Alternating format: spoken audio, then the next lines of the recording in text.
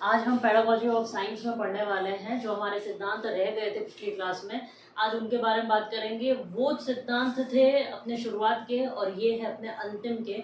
वो और ये सिद्धांत मिला करके अपने पाठ्यक्रम के सिद्धांत कंप्लीट हो जाएंगे। अब देखिए, मैंने आपके सामने सारे सिद्धांत लिखे हैं, एकदम सटीक है और एकदम सरल है। सबसे पहला कहता है कि जीवन से संबंधित सिद्धांत। तो हम क्या बात कर रहे थे कि जब हम पाठ्यक्रम का निर्माण करने जा रहे हैं तब हमारे लिए कौन कौन सी बातों को ध्यान में रखना आवश्यक है। वही हमारे लिए होते हैं सिद्धांत, जिनके ऊपर हमें चलना होता है, जिनके ऊपर हमें अनुसरण करना होता है, जिनके अनुसार हमें सारा ढांचा तैयार करना होता है। वो है हमारे सिद्धांत, प्रिंसिपल्स। ये है हमारा सबसे पहला सिद्धांत, जो है जीवन से संबंधित, यानी कि बालकों के लिए ऐसे कंटेंट, ऐसी पाठ्य वस्तुएं उसमें ऐड की जाए जिसके द्वारा वह अपने उस सारी चीज़ों को जीवन से संबंधित कर सके। जैसे आज मैं आपको एक एग्जांपल देती हूँ, जैसे साइंस है या फिजिक्स है, केमिस्ट्री है।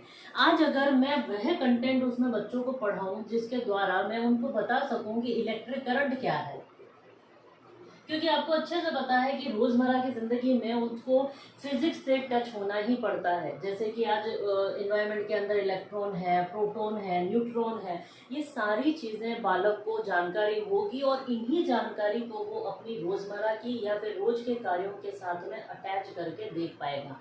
ये सारी जो करंट है, इसके अंदर कौन सा फ्लो हो रहा है, किस तरह से इसका वोल्टेज कवर हो रहा है, किस तरह से कोई भी एप्लायंसेस जो है वो अपनी पावर ले रहा है, ये सारी चीज़ें जो है वो अपनी रोज़मर्रा की ज़िंदगी में उसको अटैच करके देख पाएगा, अपने जीवन से उसको रिलेट करके देख पाएगा कि भाई जो मैं नॉलेज ले रहा हूँ वो मेरे लिए क्यों आवश्यक है, मेरे लिए वो क्यों ज़रूरी है, मैं इससे क्या सीख सकता हूँ। ये जो क्वेश्चंस बच्चे के दिमाग में उठते हैं वो इन सब का जवाब इसके द्वारा दे सके कि मुझे सिलेबस में क्या पढ़ाया जा रहा है, विद्युत धारा पढ़ाई जा रही है, क्यों पढ़ाई जा रही है, मैं इसको कहाँ इस्तेमाल कर सकता हूँ, इसका आंसर वह स्वयं खोज कर सके। समन्वय का सिद्धांत, समन्वय क्या कहता है? समन्वय कहता है कि जी आप अपने समस्याओं का समाधान, अपने जीवन का समाधान और साथ में आपके दिमाग में चल रहे प्रश्नों का समाधान आप उससे रिलेट करके देखें, उसके साथ समन्वय बिठा करके देख सकें कि उनमें कोऑर्डिनेशन कैसे बैठेगा। कि मैं अगर उन सब चीज़ों को एक तरफा देखता हूँ तो दूसरे तरफे में मेरे लिए समन्वय कैसे बिठा सकता है। मतलब कि आज अगर मैं सिंपल सी बात अपन बात करते हैं संबंध की। संबंध क्या है? संबंध मतलब आपने फर्स्ट जो आती है अपने फर्स्ट ईयर के अंदर, वो होता है संबंध, रिलेशन मीन्स को रिलेशन, सह संबंध। तो सह संबंध का सिद्धांत क्या कहता है? समन्वय को साथ में अटैच करते हुए कि भाई आज अगर आप एक सब्जेक्ट पढ़ रहे हैं, मीन्स हिंदी पढ़ रहे हैं या मान लीजिए इंग्लिश पढ़ रहे हैं, कोई भी लैंग्वेज आप कवर कर रहे हैं, तो आपके दूसरा सब्जेक्ट कौन आ गया? फिजिक्स आ गया, साइंस आ गया, केमिस्ट्री आ गया, कुछ भी जनरल साइंस आ गया। ये सारे इनसे अटैच कैसे हैं और ये सारे इनसे अटैच कैसे हैं? सिर्फ हिंदी इंग्लिश ही नहीं, आज हिस्ट्री को ले तो कल हमने पेडागोजी में क्या पढ़ा था कि आदिकाल आया, मध्यकाल आया, फिर बाद में अपना पहले वैदिक काल भी आया। ये सारी हिस्ट्री जो है हमने किसकी पढ़ी? हमने मैथ्स की पढ़ी। और मैथ्स में हमने 300 ईसा पूर्व लगाया, ईस्वी लगाया, शताब्दी लगाएंगे। ये सारे शब्द कहाँ से आए? हिस्ट्री से रिलेट करते हैं। भाषा कौन सी यूज़ हुई? हिंदी भाषा यूज़ हुई। मैथ्स में अगर हम कोई भाषा यूज़ कर रहे हैं, चाहे वो इंग्लिश हो चाहे वो हिंदी हो, ये सारी चीज़ें एक दूसरे से क्या करती है? सह संबंधिता प्रदर्शित करती है। यह सह संबंधिता हमें एक दूसरे के साथ में समन्वय बिठाना सिखाती है। तो आपको सब्जेक्ट जो डालने हैं पाठ्यक्रम के अंदर या ऐसे विषय वस्तुएं डालनी है पाठ्यक्रम के अंदर, ताकि वो एक दूसरे के अंदर बालक स्वयं समन्वय बिठाना सीख सके और उसके द्वारा समाधान निकाल सके या खोज कर सके। हस्तांतरण का मतलब क्या है? हस्तांतरण का सीधा सटीक मतलब आता है आपके विचारों से। आपके विचार एज अ स्टूडेंट, आपके विचार एज अ टीचर, आपके विचार, आपकी इच्छाएं, आपकी हॉबीज, वो सारी चीज़ें आपके हस्तांतरण में बहुत महत्व कदम रखती है। कैसे? देखिए, आपकी संस्कृति जो है आपको आगे बढ़ा के लेके जाती है और आप अपनी संस्कृति को आगे बढ़ाते हैं। आपकी सभ्यता क्या है, कैसे आगे बढ़ेगी, ये सारी चीज़ें एक दूसरे से रिलेट करती है और वही आपका हस्तांतरण शो करती है। कैसे करती है? हस्तांतरण का मतलब क्या समझते हैं आप? कि एक दूसरे में इंटरफेरेंस करना या एक दूसरे के ऊपर अपना किसी भी चीज़ का काबू करना। आप अगर किसी चीज़ में खूबी रखते हैं तो आपका उसमें एक अपना अलग ही कंट्रोल है। आज अगर मुझे कोई कार्य बहुत अच्छा आता है तो मैं कॉन्फिडेंस, मेरा लेवल बढ़ जाएगा, मैं कॉन्फिडेंट हो जाऊंगी कि ये कार्य मैं बहुत अच्छी तरीके से कर सकती हूँ। तो मेरा उस पर क्या रहेगा? कमांड रहेगी, कंट्रोल रहेगा। तो हमें क्या करना है? अपने विचारों, अपनी इच्छाओं को इस रूप में ढालना है पाठ्यक्रम के द्वारा, जिससे हम अपनी संस्कृति और सभ्यता को आगे बढ़ा करके चार चांद लगा सके, अपने भारत की संस्कृति में हमारा कोई योगदान दे सकें। इसलिए हम हस्तांतरण को बीच में लेते हैं। ये पहले जो पढ़े थे सिद्धांत उनसे थोड़ा अलग है, लेकिन एक दूसरे से संबंधित है।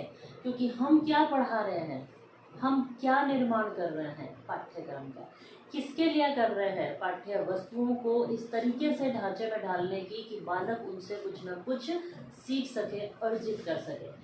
व्यापकता का सिद्धांत, क्यों हमने व्यापकता ली?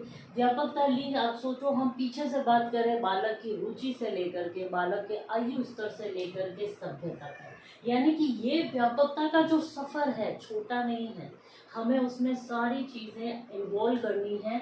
यानी कि हमें कहाँ से इन्वॉल्व करना है? हमें बालक की आयु से इन्वॉल्व करना है कि ये बालक की आयु 1 साल की है, 3 साल की है, 7 साल की है, 12 साल की है, या बालक 21 साल का है या 25 साल का है। हमें उसके आयु स्तर को ध्यान में रखते हुए पाठ्यक्रम को निर्माण करना है, पाठ्यक्रम को ढालना है। और फिर देखिए, आयु स्तर से लेकर के ये चीज़, समाज, सभ्यता, उसकी खुद की स्वयं की इच्छा, ये सारी चीज़ें डालते हुए हमें ये सफ़र तय करना है सभ्यता तक, नागरिकता तक हमें ये सफ़र तय करना है, ताकि एक बालक के द्वारा हम भारत के निर्माण में कहाँ तक सहयोग कर सकते हैं। ये इतना लंबा सफ़र है, तो आप सोचिए, हम उसके अनुभव, उसकी आयु, उसकी सीमाओं से लेकर के, इच्छाओं से लेकर के उसको सभ्यता तक ढालना है। तो ये कार्य छोटा नहीं है। तो हमें पाठ्यक्रम के निर्माण में उसकी व्यापकता को ध्यान में रखना है। हमें वो सारी चीज़ें इन्वॉल्व करनी है जो हर एक चीज़ को लेकर के आ सके, हर चीज़ का विकास कर सके। बालक के अंदर समाज के द्वारा, उसके विद्यालय के द्वारा, बालकों के द्वारा, उसकी पढ़ाई के द्वारा, किताबों के द्वारा, इन सारी चीज़ों के द्वारा वो अपने अंदर एक व्यापक रूप को धारण कर सके। फिर देखिए, प्रेरणा का सिद्धांत। भैया, आपको ऐसी चीज़ें डालनी है जिससे बालक को बोरियत महसूस ना हो कि मैं ही क्यों करूँ, मैं ही हूँ जो समाज का निर्माण करूँगा, क्या मैं ही हूँ जो भारत के निर्माण को, भारत को विकास में, भारत को आगे बढ़ाने में सहायक हूँ? नहीं। उसे हमें क्या प्रेरणा देनी है कि आपको दूसरों के जैसी जो उनकी अच्छी आदतें हैं उनको लेकर के चलना है। किन्होंने क्या क्या किया, उन्हें प्रेरणा देनी है। उनको, जो विद्वान जो करके गए हैं, जो समाज सुधारक आकर के गए हैं, उनको उन सब की जानकारी आपको पाठ्यक्रम, पाठ्यचर्या के द्वारा देनी है। आपको ऐसे ऐसे कंटेंट डालने हैं ताकि बालक उनकी जीवनियाँ पढ़े, उनको प्रेरणा मिले, वो प्रोत्साहित हो कि हमें भी ऐसा बनना है। क्योंकि आप भी अच्छी तरह से जानते हैं कि बालक अपने आयु में शुरुआत से लेकर अंत तक अनुकरण करना सीखता है, वो ऑब्जर्वेशन करता है। और जब बालक हर आयु में ऑब्जर्व कर रहा है, छोटा बालक, बड़ा बालक, कोई भी हो, वो किसी को देख कर के कुछ सीख रहा है। तो हमें भी ये बात ध्यान में रखनी चाहिए कि बालक जो है वो उनको इस प्रकार से देखे कि उसको कुछ ना कुछ उससे अच्छी आदत, अच्छी प्रेरणा मिले, ताकि वो प्रोत्साहित होकर के अपने गुणों को विकास कर सके, अपनी कमियों को बदल करके उसको अच्छाई में बदल सके। ये कब होगा? जब हम बालक को अच्छे अच्छे विद्वानों की, अच्छे अच्छे लोगों की प्रेरणा देंगे, उनके आसपास ऐसा वातावरण बनाएंगे जिससे बालक उन सब चीज़ों से कुछ ना कुछ अच्छा सीख सके। क्रिया का सिद्धांत। क्रिया क्या है? जैसा कि मैंने कल बताया, आपको पाठ्य वस्तु ऐसी डालनी है ताकि बालक उनसे करके सीख सके। लर्निंग बाय डूइंग, यानी कि सब जने कहते हैं, प्रयोगवाद हो चाहे चाहे प्रयोजनवाद हो, सब कहते हैं कि बालक जो है वो हमेशा करके सीखता है। जो काम आपने उसके हाथों से करवाया है वही वह लंबे समय तक याद रखेगा, उसकी बुद्धि में वो चीज़ बैठ जाएगी, एज इट इज़ बैठेगी। तो हमें किस पर ध्यान देना है? बालक की क्रिया पर। हमें उसको ज़्यादा से ज़्यादा प्रयोग करवाने पर जोर देना है। उसको खोज विधि, अनुसंधान विधि द्वारा ही बालक को आगे बढ़ाना चाहिए। तो हमें पता है कि भैया साइंस है मतलब कि हमें उसको जोर किस चीज़ पर देना है? ज़्यादा से ज़्यादा एक्सपेरिमेंट पर जोर देना है, ज़्यादा से ज़्यादा खोज, रिसर्च पर ध्यान देना है, कि ताकि वो उस चीज़ से कुछ ना कुछ आगे प्रयोग करता रहे, कुछ ना कुछ उसके दिमाग में चलता रहे। और फिजिक्स में भी है तो वो प्रैक्टिकल करके देखे कि अगर मैं 4 एम्पियर का वोल्ट, उसमें 4 एम्पियर की करंट दौड़ाता हूँ तो मुझे कितना वोल्ट मिलेगा, कितने वाट मतलब कितने पावर का अप्लायंस उस पर काम करेगा। ये सारी चीज़ें वो करके सीखेगा, तब उसे वो लर्न होगा और वो स्थायी रहेगा। सामाजिक व सुनागरिकता, जो हमने अभी बात की कि बालक को हमें कहाँ से लेना है? हमें उसको समाज से उठाना है, समाज में ही रहना सिखाना है और समाज में ही ढालना है और समाज को ही आगे बढ़ाना, उसको सिखाना है। तो हम क्या बना रहे हैं उसको? हम उसको सुनागरिक बना रहे हैं। समाज में हम उसे रहना सिखा रहे हैं। हम उसे ये दिखा रहे हैं कि देखिए ये सारी चीज़ें आपको एक अच्छा समाज बनाने के लिए करनी है। तो बालक को हमें जो अगर वो अंतर्मुखी है तो भी हमें उसको किन आदतों में डालना है? हमें उसको एक कंपनी देनी है, एक ऐसे स्टूडेंट्स की कंपनी उसके साथ बनानी है, आसपास का वातावरण ऐसा बनाना है जिससे वह बहिर्मुखी हो सके। अंतर्मुखी से बहिर्मुखी कब बनाएंगे हम उसे? जब वो दूसरे बच्चों के साथ सीख पाएगा, उनके साथ एडजस्ट कर पाएगा, उनके साथ एकता का अनुभव कर पाएगा कि मेरे साथ जो लोग हैं वो मेरे ही हैं। तो वो उनकी भी मदद करना सीखे और वो भी उसकी मदद करना सीखे। तो एक दूसरे की मदद से वह कार्य को संपन्न करना सीखे। जब तक वो एक दूसरे की मदद से कार्य करना नहीं सीखेंगे, एक दूसरे की मदद नहीं करेंगे, एक दूसरे की भावनाओं को नहीं समझेंगे, तब तक वह अच्छे समाज का निर्माण नहीं कर सकते। तो हमें उनको ऐसी क्रियाएं सिखानी है, हमें उसे ऐसी प्रेरणा देनी है जिससे बालक एक अच्छे समाज का निर्माण कर सके।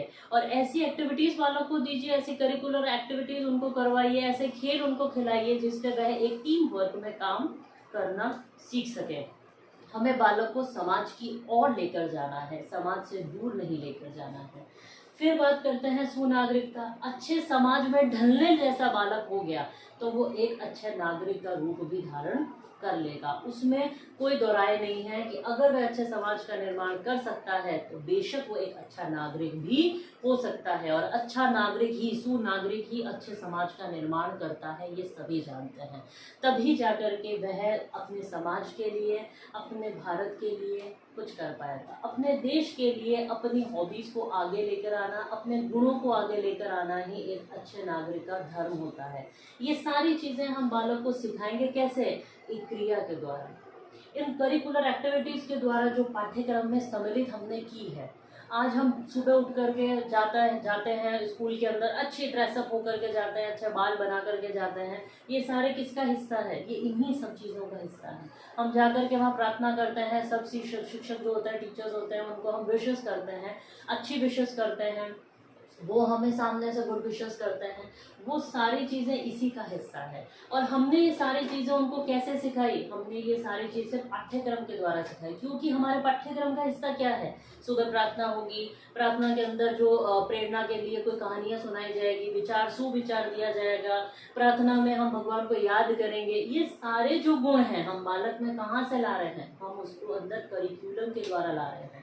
फिर करिकुलम हमें धीरे धीरे पाठ्यचर्या की ओर लेकर जाएगा। पाठ्यचर्या में क्या आएंगे? हमारे लिए अध्ययन सामग्रियाँ आएगी।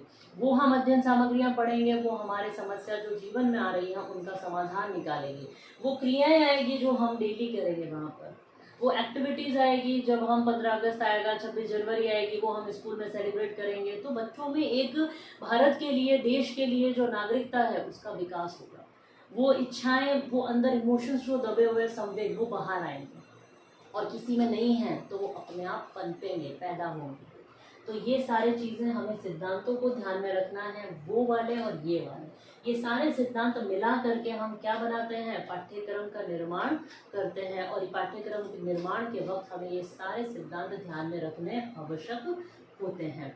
यही आप लोगों का होमवर्क रहेगा। गृह कार्य है कि पाठ्यक्रम के सिद्धांतों का उल्लेख करें, अपने शब्दों में हस्तांतरण, व्यापकता व प्रेरणा के सिद्धांत को समझाइए। Have a nice day.